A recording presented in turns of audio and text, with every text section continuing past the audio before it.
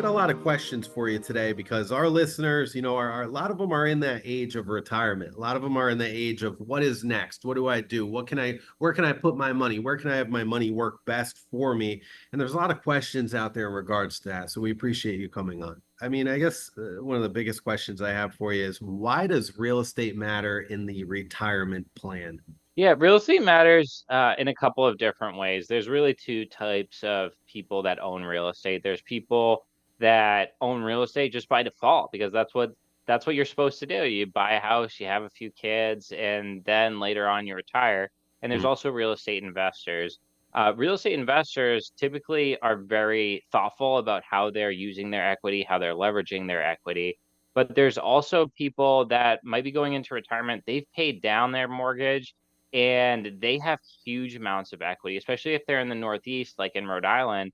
You've seen some enormous gains in the value of those properties over the Mhm. past few decades, and they might not be thinking exactly about what's the best use of this equity in terms of their retirement planning, in terms to get the most value out of it for their future. So it's important to step back and take a look at this is a significant equity that maybe you've accumulated. It could be a high six figure, maybe even seven figures of equity.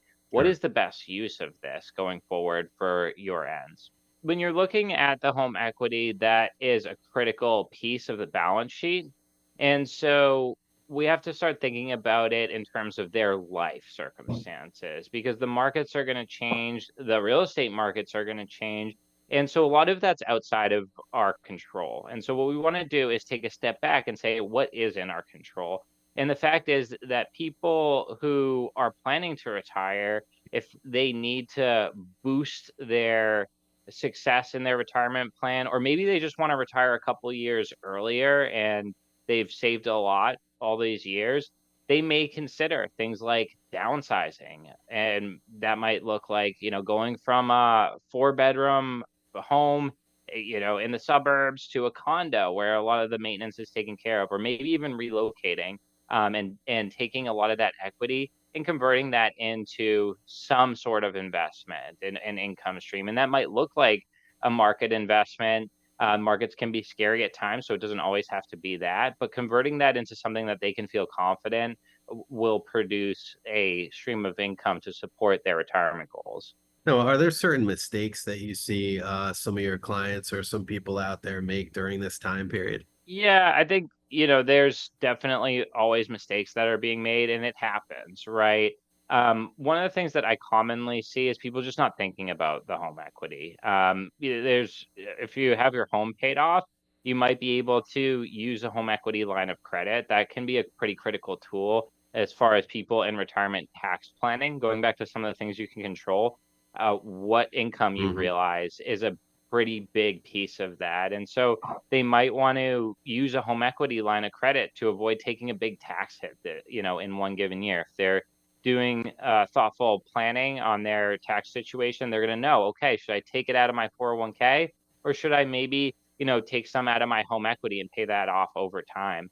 And by doing a plan, you can look at these situations and avoid taking some big hits. Let's say somebody has massive amount of credit card debt, right? And of course that can vary what people look at as massive, but let's just say like 40,000 in credit card debt, okay? 50,000, whatever, right?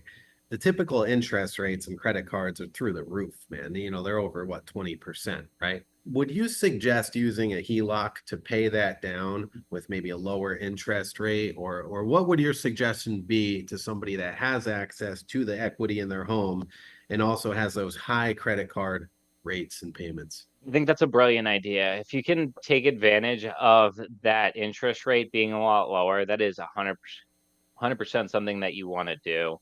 The rates on credit cards are just ridiculous, and you might not be able to pay that down at once. And so it's not a permanent solution. You got to have to focus on the behavior that got you there. If you're looking at a significant amount of credit card debt, you got to, at some point look in the mirror.